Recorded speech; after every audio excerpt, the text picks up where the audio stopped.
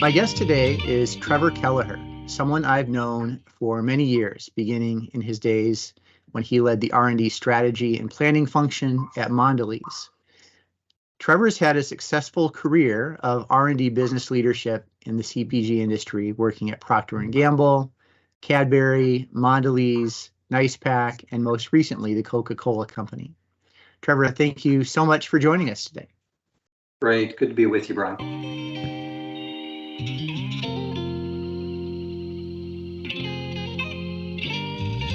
Your history has always been about leveraging science and technology to drive growth from innovation at some of the best known CPG and food brands.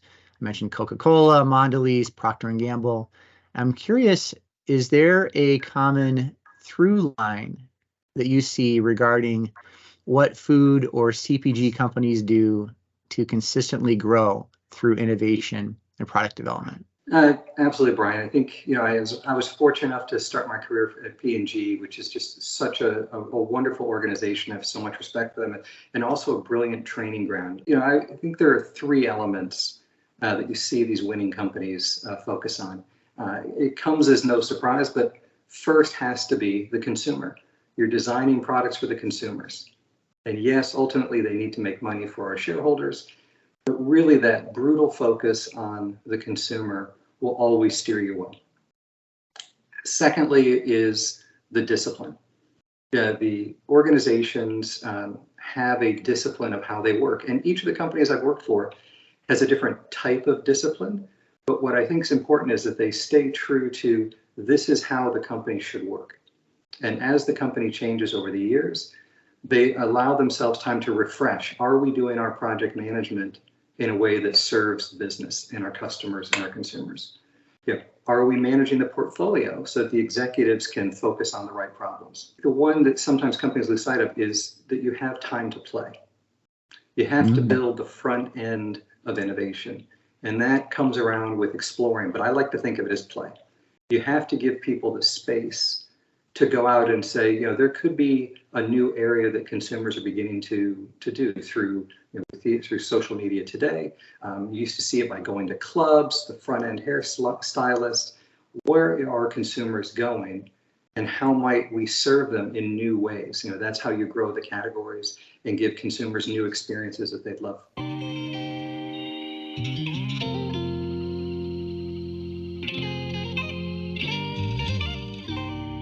You've also had some experience working with medium-sized and also some less mature CPG companies, and I'm curious also for your view regarding any special challenges that they face when it comes to innovation pipeline processes. Sure, and I think there are two very different types of groups. Medium-sized companies, as I picture them, they're at that point where they've grown beyond how they were founded, and their portfolio is beginning to get more complex. So common stumbling blocks can be they remember the company they were, and may not be refreshing how they need to work in their current situation. They may have an extra layer of management. And so this transition can be, are they set up with the right discipline? And I know I'll come back to that theme through our discussion today. But have they refreshed it? Do they have the right discipline in what the leadership team, the executives, need to focus on, different than when they were growing? This is also the time, a lot of companies begin to go from having everybody responsible for managing projects to beginning to put in some professional project managers. And you may not need a lot within an organization, and they can enable good discipline through the organization, often being responsible for training and modeling the good behaviors, even if they don't touch every project. And God forbid that any of the project managers who are listening would think that they go in and have to do everything. No, you can pick the biggest projects is often the place, and then helping with portfolio management is a great way for an organization that's getting larger to begin to get some discipline in and make themselves more efficient. And that will lead to better outcomes in the end, but also more importantly is faster delivery. Less mature companies can actually be a reflection of any company, because all companies struggle. The large organizations I've worked for, while I think they had remarkable discipline in how they managed their portfolios and projects, there could be time periods where they grew lax and didn't keep things refreshed. Big companies have so much momentum, they may forget to keep the training discipline, or you can get to a point where you're over managing projects and therefore you let off the reins and then things get chaotic again and your projects become slower. So those less mature companies can be not only growing, but big companies that need to refresh how they're doing things. And ultimately, I think that's, as we've talked on what Brightfire does, I think that's where systems come in as tools to help the personnel in the organization to do this work simpler.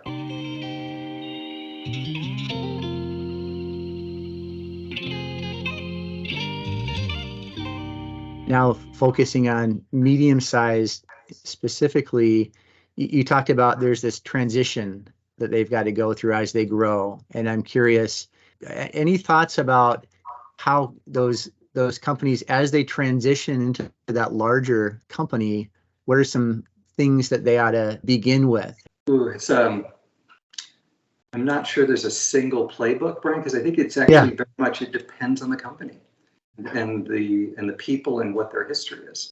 One of the areas that I think can stumble a lot is the effectiveness of decision making. And this is not just a executive top-down consideration, it's actually a top-down and bottom-up consideration. When the leadership team don't make good decisions, and by that I mean they make a decision that is appropriately risk balanced and a decision that they can, for the most part, stick to. When that doesn't happen, then the teams are progressing the work have to change direction. Mm-hmm. And if you change direction too often, you'll miss deadlines or you won't make a product as good as it needs to be.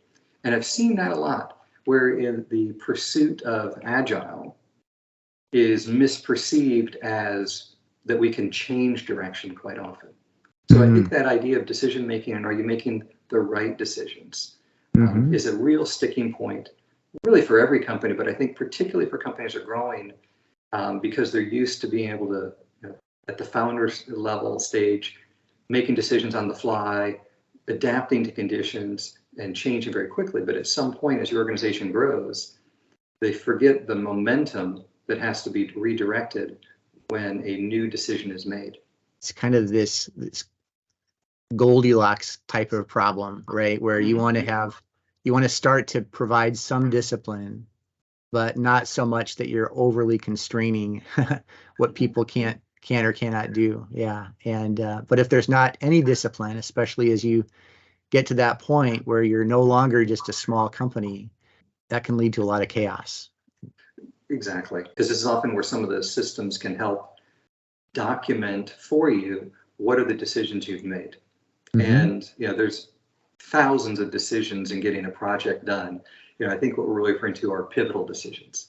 Is if we go back to the classic gates, when we're at the design brief stage, usually at feasibility or at idea stage, are we clear on what the brief of what this product or this project, if we more generalize, has to accomplish? What are the few must delivers? The list of must delivers on many projects is actually quite small. Yeah. Right. It's a profit margin. It's a few consumer attributes, but the list of nice to haves can bog things down. So, I think being clear about what decisions you're making and not to feel like there are thousands of decisions, but the true decisions that between the organization, the customers and consumers are most critical.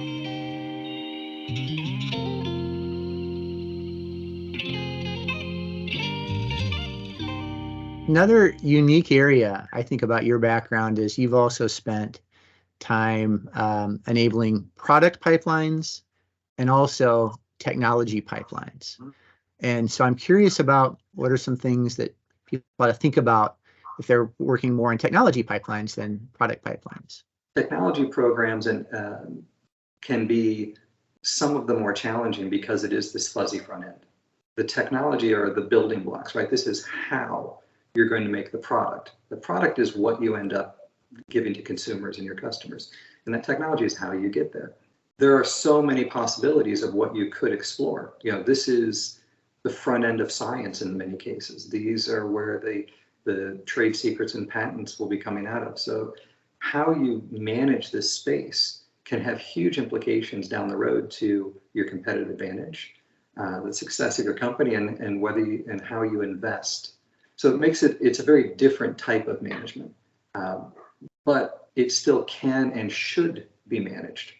The difference is how you manage technology is very different. It's not necessarily the project management elements, and it's much more about, are you making portfolio choices? Mm-hmm. And remember, you're placing bets, and not all of them are going to work. What are those key questions to know, is this technology a right area for us to continue developing? Because one of the mistakes you can make is spend years, and in most consumer goods companies, a true technology, something that's new to the world, can take 5 or 10 years to truly be optimized, which sounds like a ridiculously long time in normally a 1 or 2 year cycle business. So it can take years to grow up. And mm-hmm. How do you start making those bets? And I think particularly as companies get smaller, they can get distracted by the cash flow considerations. So one other thought when we look at managing our technology pipeline, but more really I'll call it the fuzzy front end, is that you differentiate that front end exploration and play from the projects that you've decided to launch. Mm-hmm. They're very different decisions. They're very different mindsets. And they're best served by not talking about them in the same breath. Because one is very executional. You've got to make choices, progress, but it's decision, launch.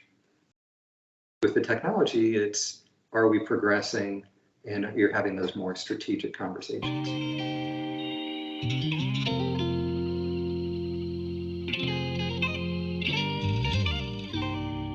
The last area I wanted to ask you about, no surprise, is this use of technology around innovation pipeline management. How do you see technology potentially aiding these kinds of companies as they seek to achieve their goals for innovation and growth? The software for portfolio and project management has come so far in the past few decades. What we can do now that really enables organizations can be the interconnectedness of a much broader data set, that big data. And I think the older software systems, you could program in one way. Now you have a lot more flexibility in the software, and the ease of using the systems can be wonderful for portfolio management. One of the things that I've begun to see with some of the newer softwares people have implemented is even some very senior executives in an organization can go into a live dashboard and see how things are going. It's giving the executives flexibility to prepare.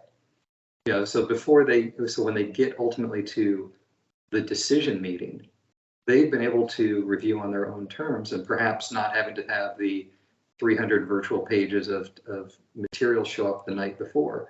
It allows them to be prepared to make the decisions and again have sticky decisions because they may have reflected on the tougher areas.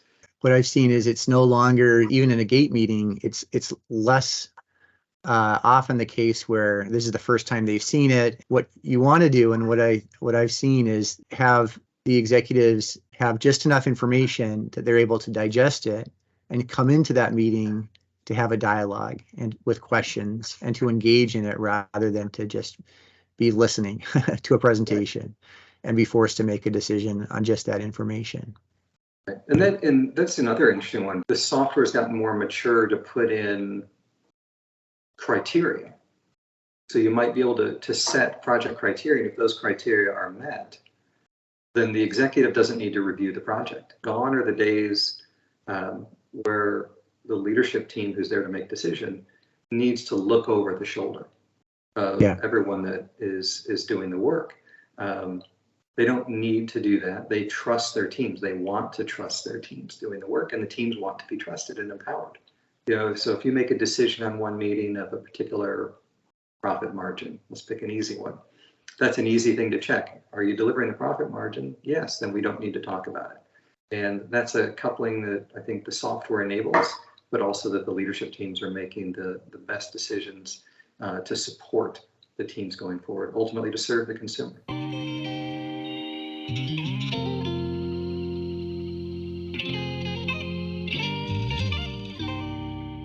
Well, Trevor, thank you so much for spending some time with me today. I really appreciate it, and really grateful for your insights and your thoughts on everything we've discussed today. So have a good rest of your day, and thanks again. Yeah, thanks, Brian. Appreciate it. Have a great day.